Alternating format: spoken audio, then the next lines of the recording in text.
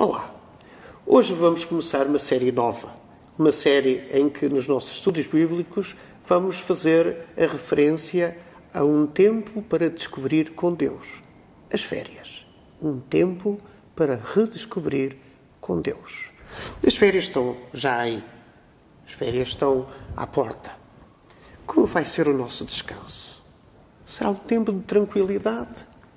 Bom, refletir sobre essa tranquilidade, sobre o descanso, sobre esse tempo especial, é muito importante.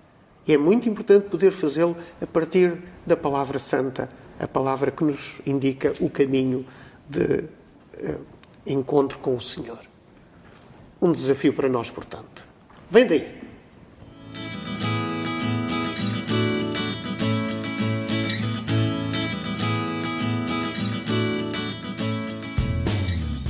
A palavra descansar na Bíblia aparece quase 200 vezes, vejam lá. É uma palavra importante. Mas o que significa descansar? Descansar aparece logo no primeiro livro da Bíblia, que é Gênesis. Assim foram acabados os céus e a terra com todo o seu exército. Ora, havendo Deus completado no dia 7º a obra que tinha feito, descansou nesse dia de toda a obra que fizera. Abençoou Deus o 7º dia e o santificou, porque nele descansou de toda a obra que criara e fizera. Mas então Deus descansou? Bom, claro que não. Ele continua a trabalhar todos os dias na sua criação. Trabalha em contínuo. Mas nós precisamos de descansar. E, portanto, naturalmente que este texto visa, digamos, outros valores que tentaremos abordar já a seguir. Primeiro, é um texto muito belo. É um texto muito bonito. É um texto poético, um texto épico. É um texto que era usado nas assembleias do povo de Israel. Os sacerdotes relembravam ao povo o que Deus criou. Ao que o povo respondia, e viu Deus que era bom. Portanto, este refrão, e viu Deus que era bom. É um texto, pois, litúrgico, que chamamos uma litania, com afirmações de fé e respostas do povo. Até que há um momento um pouco diferente, quando Deus criou os seres humanos, homem e mulher, a resposta passa a ser, e viu Deus que era muito bom. Fica então claro que este texto poético, litúrgico, não pode ser lido, não deve ser lido como um texto de tipo científico. É falhar completamente o alvo dos seus propósitos. O povo de Israel teve um desastre tremendo, chamado Babilónia. Perderam militarmente a guerra e, perdendo militarmente, perderam politicamente, perderam religiosamente, quando foram derrotados pela Babilónia, no tempo, precisamente, do profeta Jeremias. A sua elite foi deportada para a capital do Império e começou a ter contacto e a ser doutrinada para a obediência, já não ao Deus de Israel, o Deus dos perdedores, mas aos muitos deuses da Babilónia vencedora e imperial. Ao fim de várias gerações, foram sendo assimilados pelo poder vencedor. Foram-se conformando com a sociedade envolvente. Um pouco, como exemplo, os nossos imigrantes que foram para a França ou para outros países, estiveram longe da sua terra. Com o tempo, embora as suas raízes sejam portuguesas, vão sendo influenciados pelos países onde trabalharam e onde ficaram. Especialmente, não na primeira geração, mas na segunda e então na terceira, cada vez, portanto, mais distante das suas raízes. Quando este texto fala de descanso, é também um texto de luta. Sim, de luta. Um manifesto escrito pelos sacerdotes depois do retorno da Babilónia. Para quê? Para reivindicar para Deus o seu lugar próprio. Este texto enaltece o que Deus criou, mas tem por missão também educar os israelitas retornados com a cabeça ainda babilónia para o Deus vivo, que é o Deus de Israel. Assim poderão voltar a adorar e estar juntos num espírito comum, adorando ao Senhor que tudo criou.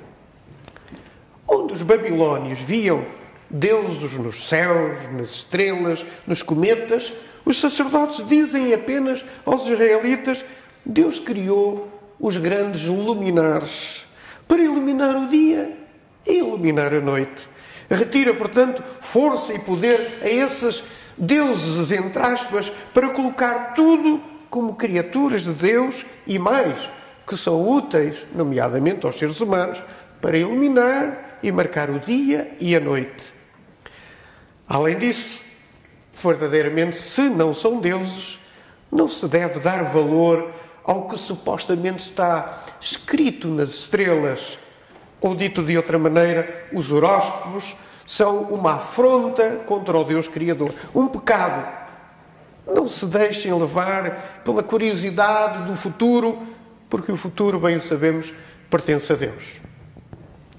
Para descansarmos, temos de viver, estar unidos a Deus. Paz é bem-estar, mas bem-estar com justiça para todos, solidariedade entre todos e comunhão com Deus. E isso só é possível se nós tivermos uma relação saudável com Deus. Como dar um sinal de respeito e adoração ao único Deus?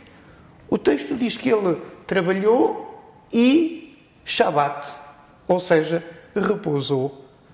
A palavra Shabat deu, aliás, a sua raiz, quer dizer descanso, e depois, em português, tornou-se também a palavra sábado. Volto a dizer, mas Deus descansou? Não. Ele continua a trabalhar connosco, na sua criação. Este é, apesar de tudo, um modelo de descanso que nos é proposto. Nós trabalhamos, mas há um dia especial cada semana, o descanso, o Shabat, para parar as atividades produtivas e dedicar esse dia especial a Deus. Porquê? Conforme diz o povo respondendo aos sacerdotes, e viu Deus que era muito bom. Numa sociedade religiosa, digamos assim, se Deus faz, nós também temos de fazer. Porque o exemplo vem de cima. Nós não podemos ser escravos do trabalho, nem escravos da preguiça, nem do entretenimento. Nada nos deve escravizar. Descansar é a oportunidade de ter tempo para adorar, para estar em comunhão com Deus e com a sua família da fé. É afirmar que estamos muito agradecidos por tudo o que Deus criou e devemos abrir os nossos olhos de espanto na variedade da sua criação extraordinária. Olhando os céus, fora das cidades é mais fácil ver o quanto existe de bonito acima de nós, olhando os animais, olhando as plantas, olhando a água que corre. Hoje a luta não é contra os babilónios. Hoje a luta que este texto nos propõe continua válida, os deuses é que são outros. Hoje, um Deus muito importante que a todos toca é o dinheiro é que faz o mundo andar à volta. Ou o mais importante é o lucro. Ou, como alguns dizem, de uma forma mais sofisticada, temos de ter liberdade para abrir os centros comerciais aos sábados e domingos, senão como é que os consumidores fazem as suas compras?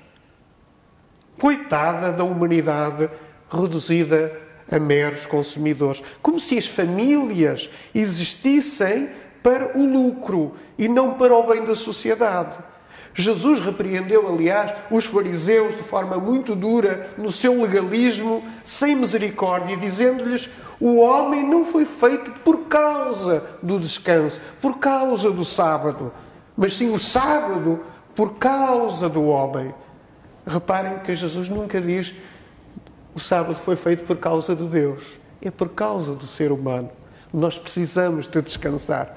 É preciso afirmar que o descanso é uma dádiva de Deus. Não é apenas como alguns pensam hoje, um direito dos trabalhadores inscrito num contrato coletivo de trabalho. Não. Para nos relacionarmos com Ele em profundidade, precisamos de lhe dedicar tempo. Para termos comunhão com Ele e uns com os outros. Descansar é preciso. É preciso termos tempo de parar para dar atenção à criação e dizer, no fundo, todos os dias, com alegria e do fundo do coração, embora Deus não precise de descansar, nós precisamos. E essa é uma grande bênção que o Senhor nos tem dado. Descansa, pois, com Ele, mesmo nas férias. Fala ao teu melhor amigo de sempre. Deus continua a ver e a dizer, e é tudo muito bom. Senhor, obrigado pelo descanso no teu amor. Louvado seja Deus. Amém.